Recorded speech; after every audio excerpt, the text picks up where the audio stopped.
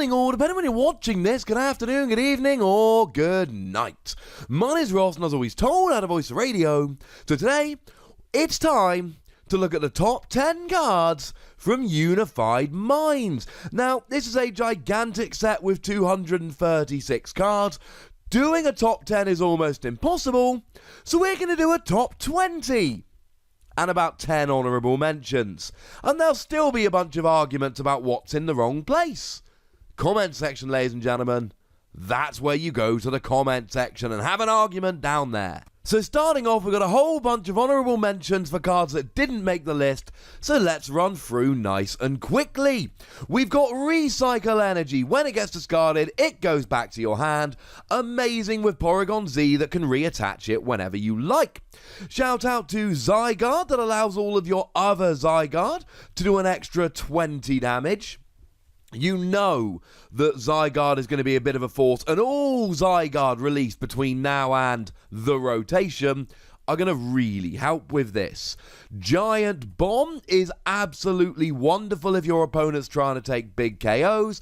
If they would do 180 damage, you put 10 damage counters on the attacking Pokemon. That is significantly better than Bursting Balloon, but remember, it's only if they would do 180 damage. We need to have a little bit of a chat about Xurkitree. Xurkitree here is, well, it's another one of these really good non-GX Pokemon. It's literally Lightning-type Buzzwole. If your opponent has 3 prizes remaining, you do 120 damage for a single energy. You're not hitting quite as good a weakness, but you're still doing pretty well here. Incidentally, Xurkitree is your opponent has 3 prizes remaining. Buzzwole is if your opponent has 4. Shout out to Breloom, which could actually be a legitimate deck. I have done videos on all of these cards and on a bunch of winning decks. I'll pop a whole bunch of links in the description. Breloom does 120 damage for 1 grass energy as a fighting Pokemon if your opponent's active is asleep. Yeah, that's enough to KO a Pikachu and Zekrom. Generally played over in Japan with Mareep, of all things, and seen a bit of play and a bit of success. Great Potion heals 50 from your active GX. Yet we finally reached that point where we stopped putting EX and GX in a format where we're going to have neither Max Potion nor Ace Roller, but we've got giant tag team GXs that need healing. This is going to be somewhat useful. Whimsicott has the same ability as the old Roserade, in that when you evolve up into it, search your deck for any card and put it into your hand. Roserade saw some play, I don't see why this wouldn't.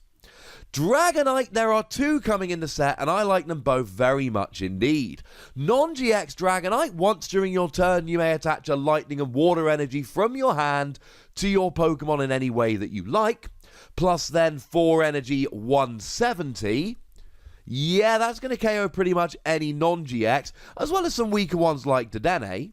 And then we've got the GX that, for 5 colourless energy, bearing in mind we've got triple acceleration energy and other stuff like Welder, will do 270 damage, which can KO, well, anything except Mega Sableye and Tyranitar and Magikarp and Wailord.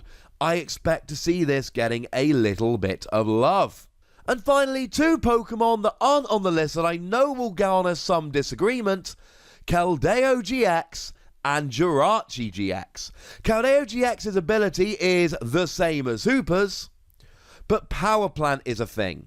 And the problem is that your opponent can just pop down a Power Plant and then they can attack anyway. That's a huge issue. And Jirachi takes away Psychic weakness from all of your Pokemon, but your opponent can just put down a Power Plant and then your Psychic weakness counts. Both of these are really good GXs with really good abilities, but the abilities are relevant on your opponent's turn, and they can always just drop down a Power Plant and ignore the ability, so that stopped me putting them on the list. And 4.5 minutes in, we can finally start the top 20. Though I've kind of split them into 3 tiers, these bottom 12, you really could mix up the order as much as you like, and I wouldn't be upset. But in at number 20, we've got Blizzard Town. Blizzard Town is a stadium card. Pokemon with 40 or less remaining HP cannot attack. Yes, your opponent can just replace a stadium, and yes, they're going to have Marshadow from Unbroken Bonds, but we're not going to have Field Blower when the rotation hits. And even though it's not always going to be amazing, there are going to be plenty of times you can really make use of this. Not to mention we got stuff like Spiritomb, which is basically completely destroyed by this, as is Natu, probably not the last Pokemon we're ever going to see. In at number 19, another stadium, Dark City. According to Bulbapedia, that is how it's been translated. We used to call it Night City. Just gives all of your basic Darkness Pokemon free retreat. It's only good in basic Darkness decks, but in basic Darkness decks, it's amazing. It's gonna see play. In at number 18, Rowlet and Alolan Exeggutor Tag Team GX. Wanted to put it higher, and like I said, I would be a little bit upset if you tried putting it in the top 8. Outside of that, I'm free with you just changing it round as you like. The best thing about this, for 0 energy, search your deck for a card that evolves from one of your grass Pokemon, put it on that Pokemon. But if it's a stage 1, then you can search your deck for a stage 2 and evolve that up. You can immediately evolve up any stage 2 Pokemon for 0 energy. Might I suggest the Meganium that lets you just evolve your basics into stage 2s without having to get the stage 1 and without having to muck about with rare candy? Yeah, that's going to be kind of fun. The attacks here are fine. Free energy, 150, heal 30 is alright. Free energy, 200 damage, but if you've got 6 energy on there, your opponent shuffles all energy from all of their Pokemon back into their deck. That's kind of fun. It's largely there for the first attack, which really can cheat out some stage 2s nice and quickly. In at number 17, we've got Black Belt. Though according to Bulbapedia, this was translated as Karate Belt, and that does make sense because we literally already had a Black Belt supporter, and it was only going to get confusing. So what it does, nice and simply, if you are behind on prizes, your Pokemon's attacks cost 1 fighting energy less. Yeah, it's amazing. It's great in any fighting deck at all. And we've got Miss Magius at the moment, which can put us behind on prizes really easily. I think this is going to be one that's going to see a lot of play. Not to mention, you can always use stuff like Green's Exploration to search it out, and play it in a deck where the Pokemon only needs 1 fighting energy, and not even bother playing any fighting energy, because Karate Bout will pay it nicely. In at number 16, my personal favourite card from the set. And to be honest, I think I've probably put it too low because I'm trying not to overrate it, somewhat ironically. Garchomp is 150 HP stage 2 with free retreat. The ability says that if you're behind on prizes, your attacks do 80 more. And the only attack does 120 for a fighting colourless if you discard an energy. So what you do here is you go behind on prizes using Miss Magius.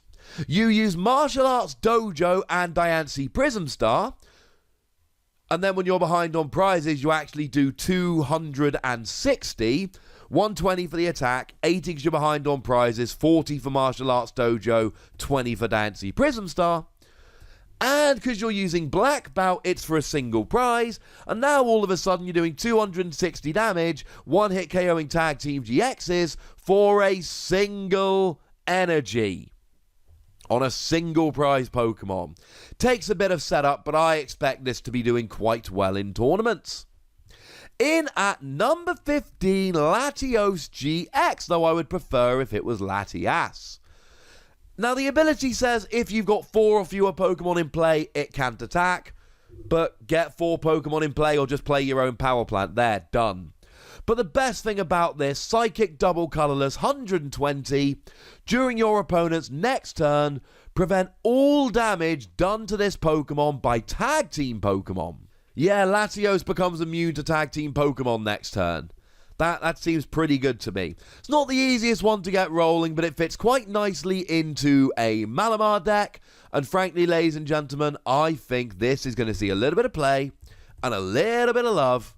So I'm putting it on the list. In at number 14, Hapu and Misty. The best supporters in the set, though I do not expect them to be displacing Cynthia and Lily anytime soon.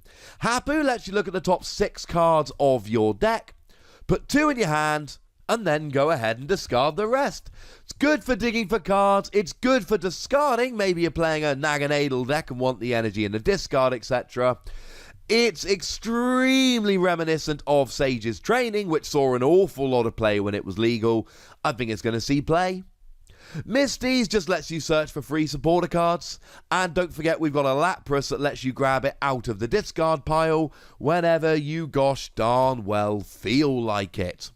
Frankly, ladies and gentlemen, I expect both of these to see a bit of play in a few decks, but I don't expect either of them to suddenly become staples in a whole bunch of decks. And for that reason, it's on the list, but not as high as some people might be expecting. In at number 13, we've got NAGANADEL-GX. NAGANADEL-GX has an amazing ability. Once during your turn, you may discard an Ultra Beast from your hand and draw 3 cards. This is going to go wonderfully with the existing NAGANADEL-GX that's got a really nice attack that does 120 for a single colourless energy, if you got a full bench of Ultra Beasts, but was really lacking in that you didn't have any Ultra Beast draw power. Now you do. Or you can play a Beast Box deck and you've got some draw power. Psychic free colourless energy, 170 to one of your opponent's Pokemon. Not bad, especially with the Dene running around. And 1 lightning energy. Add 1 card from your opponent's discard pile to their face down prize cards. Yeah, that's pretty awesome, ladies and gentlemen. That's pretty awesome. Now they've got to take an extra prize to win the game. That's going to annoy them. In at number 12, I couldn't separate them out, Umbreon and Darkrai Tag Team GX, and Mega Sableye and Tyranitar Tag Team GX. Now, Umbreon and Darkrai, for 2 darkness, 1 colourless energy, does 150 to the active, and 60 to a benched EX or GX Pokemon. That's pretty nice. And then Mega Sableye and Tyranitar come along, and again, it's not a cheap attack. 4 darkness, 1 colourless energy, 210 damage. But if you KO an EX or a GX, you take an extra prize. These are very, very much being played as a pair over in Japan, using Umbreon and Darkrai to soften them up, and then Mega Sableye and Tyranitar to KO while taking extra prizes. Pretty gosh darn good. Now they do both have a GX attack. Umbreon and Darkrai for 1 energy trainer locks your opponent. They cannot play any trainers from the hand next turn, and that's item supporters and everything else. But if you've got at least 5 extra darkness energy, instant KO. It's for 6 energy, but instant KO with full trainer lock, yeah, that's something you've got to take just a little bit seriously. As for Mega Sableye and Tyranitar, they've also got a Tag Team GX attack. 5 energy, 250. 10 energy, 250, discard the top 15 cards of your opponent's deck. They've both got great GX attacks. They're both very expensive. In at number 11, we've got U-Turn Board. Like a skateboard, it reduces the retreat cost of the Pokemon to which it is attached by 1 energy. Unlike a skateboard, if it's discarded from the field, it goes back to your hand. If you're using something like Jirachi, you've still got to use a skateboard to retreat while you're asleep. Otherwise, U-Turn Board is better. Your opponent tries discarding it, it just bounces straight back to your hand, and you can use it next turn. That sounds pretty nice to me. In at number 10, we've got Hooper. Now, Hooper is a card that I'm not particularly hot on, but it's probably the 4th or 5th most played card on this entire list, bearing in mind Japan have had these cards for between 1 and 3 months, really, at this stage. So there's been a lot of tournaments, and Hooper has seen a lot of play. 1 colorless energy, 10 damage, plus 20 more for each of your opponent's Pokemon in play with an ability. It is really good at just quick, cheap, efficient damage, especially when your opponent is running around with stuff like Jirachi.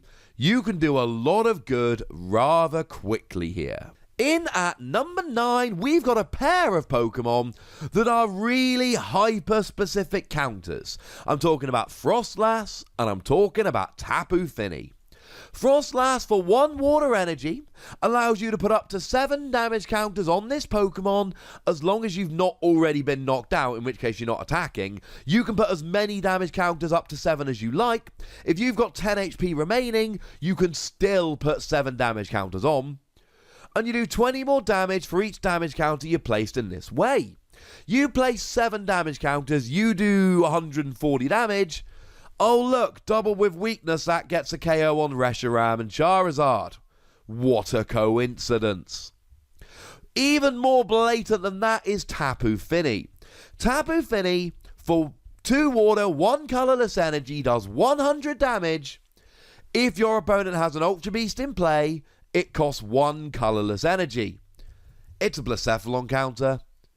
KO's Blacephalon for a single colorless energy. Maybe your opponent's playing a Malamar deck with Ultra Necrozma, and then because Ultra Necrozma's on the field, you can KO Malamar for a single energy, but it's really a Blacephalon counter here.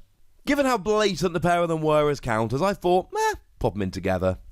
Now this is where I draw my first line of demarcation. As far as I'm concerned, these next 4 are a significant jump above the cards that we've seen. Feel free to mess around with a list of the previous cards, but I think these 4 do stand above them. First up, Giant Half. We've been calling it Giant Furnace for a while. According to Bulbapedia, it has been translated as Giant Half. All I know is it's Viridian Forest, except instead of searching for 1 basic energy, you search for 2 basic fire. This is going to be an absolute staple in every fire deck going forward, and fire might be the best type right now, so that means it's got to be high up on this list. In at number 7, we've got Tag Switch. Tag Switch is a really good card that's seeing a lot of play over in Japan. It allows you to move up to 2 energy from one of your tag team Pokemon to another one of your Pokemon. Haven't mentioned it yet. I should mention all our translations here come from the lovely David Hockman over at limitlesstcg.com/translations. And this is great for a number of reasons. Now, there are the weird things you can do, like using a B-string to put energy onto a Pheromosa and Buzzwole, and then tag switching it off. But this just allows you to move energy around your Pokemon. And also, tag teams, they have GX attacks, which are really good if you put extra energy on, but then the extra energy is just kind of stranded there. Oh look, now you can use your GX attack and tag switch the extra energy off. Cool. In at number 6, Raichu and Alolan Raichu. Is it as good as Pikachu and Zekrom? Verdict's still out. But 3 energy, 80 damage, if it was on your bench and became active this turn. Don't forget there's a Drifblim in this set, which allows you to switch one of your tag team Pokemon during your turn. That's pretty nice. It does 160 damage plus paralysis. And I just told you we're losing Ace Roller. We're also losing Guzma. In a format with poor switching options, automatic paralysis every turn could be absolutely crucial. And then 3 energy, 150 switch with your bench. 5 energy, 250 switch to the bench. Not terribly keen on that. In at number 5, we've got Weavile, or as I like to call him, Hydreigon, because it just allows you to move your darkness energy around the field as often as you like. This is how you can get away with playing stuff like Umbreon and Darkrai and Mega Sableye and Tyranitar in the same deck. Because you can attack with 1, free retreat with Night City, or Dark City I think we said it had been translated as, and then move the energy over with Weavile. It is redonk, ladies and gentlemen. absolutely redonk. And this is another one of those, it is just a staple in Darkness decks moving forward. But we're going to draw another line here because I think the top 4 are the top 4 by a bit of a margin. I think there are 4, 5 cards that really stand out in this set. In at number 4, Garchomp and GRATINA. Probably at this stage my front runner pick for the deck that's going to win Worlds. For 1 Psychic, 1 Fighting, 1 Colorless Energy, 160 damage, but if there's any damage on the defending Pokemon, you do 240. Well, you combine it with GRATINA from Lost Thunder, puts 1 damage counter on each of 2 bench Pokemon using the ability to get it out the discard. Use Malamar to get the energy on, and then you're fine. You're rolling. It's phenomenal. It is one of the very best decks in Japan, but post-rotation, Reshiram and Charizard is really going to be hurt by the loss of Choice Band. Very few decks are going to be able to just come around one-hit KOing, and Garchomp and GRATINA does it better than most. It's phenomenal. In at number 3, I'm cheating one last time, a pair of cards, Cherish Ball and Pokemaniac. They are the new Pokemon search cards. In a format where we're not going to have Ultra Ball and we're not going to have Nest Ball, we're going to need some form of Pokemon search. Cherish Ball lets you search for a Pokemon GX. Cool.